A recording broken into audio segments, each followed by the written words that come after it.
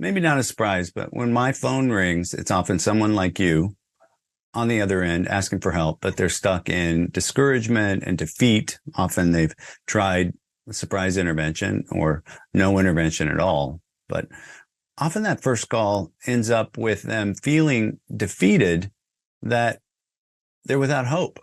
But know this, no just means that you qualify for an intervention. In my world as an interventionist, no is a conversation starter. It's an appetizer. Even before the appetizer, maybe. The statement that I hear again and again and again on that first call is no. They say no. And then the family exhibits disbelief and then says, why would we even try an intervention? Because they've said no. But actually, that no is what qualifies you for an intervention. I want you to think of this again, just as a possibility that no is just a conversation starter. Think of it again, that no is just a conversation starter. It's what we need to hear before we get to the yes. And sometimes I don't even hear no in the intervention.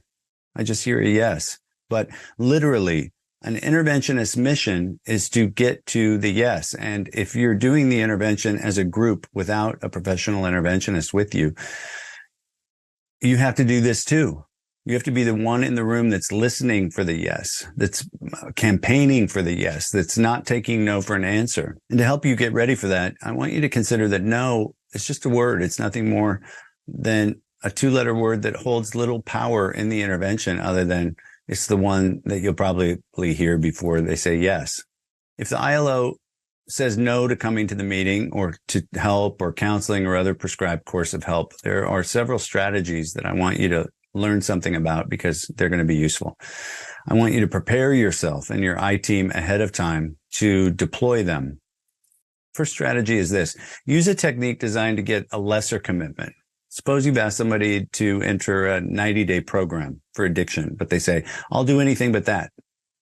Keep working for a full agreement, but if you bog down after a few hours, consider a compromise and a change agreement. After a refusal, make a smaller request, that one that's equally as helpful in motivating change and getting you what you want. Consider this. Okay, you won't go to residential treatment for 90 days, but what I hear you say is that you'll agree to go to outpatient treatment 5 days a week for 6 hours a day, drug tests every week. And if you fail at that during the 6-week period, without negotiation or delay, you'll go into residential treatment. Often helping them understand what the change agreement might be other than residential care helps them say yes to residential care after all. And if they don't say yes to residential care, which might be your plan A, it's good to have the change agreement in place, because I've seen people get better with outpatient programming. And I've also seen people that fail at outpatient programming on day 3. And then because they have a change agreement in place, it makes it much easier to then transition without negotiation or delay into residential care. Strategy 2, if you hear no, take a break. If after a little while, an hour or 2, I'll take a break and set a time to reconvene, say 15 minutes. We get together again and calmly state the case for change again. We start our eyewitness accounts again. We reiterate the behaviors that we're not just going to give up and go home and go away. We don't negotiate or bargain or debate at this point. We keep it really simple. We stick to your major talking points and your eyewitness accounts. You share your observed behaviors of concern and your hope for them as we seek the yes. Strategy number 3, we always try again. You schedule the next family meeting the next day and invite your loved one back. There's no such thing as a failed family meeting, because each time you gather, you plant that seed. Your loved one may come back the next time and admit, I'm tired of this. I just want to get busy doing something so we don't have to do this again. And know this, we advocate for that change plan again and again and again. And over the years, I've gotten swifter at calling the question. But I think there definitely is value in the eyewitness accounts to help loosen your identified loved one up to accept help and say yes and get vulnerable and understand how their behaviors are hurting others and making others in the family and the intervention team really unsettled and anxious. There are times when you just can't take no for an answer. If the person is a danger to themselves or others, you don't want to take no for an answer at all. For those that are using opioids, I would tell you, you've got to have 3 or 4 Narcan packs in the house. What that is, that's the LifeSave shot. That's the overdose reversal drug. It's very simple to use. You can watch one of the videos that we have linked here on the site for using Narcan, but there's no excuse for you not to have it in your bag at a meeting, at the family meeting, in the intervention.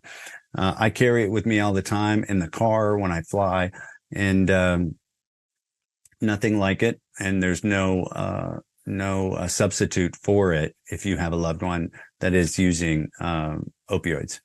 In the few states that you can really leverage someone with the courts, those are Florida, Massachusetts to a certain extent, Oregon, California just passed the CARES Act, which goes into law in 2023.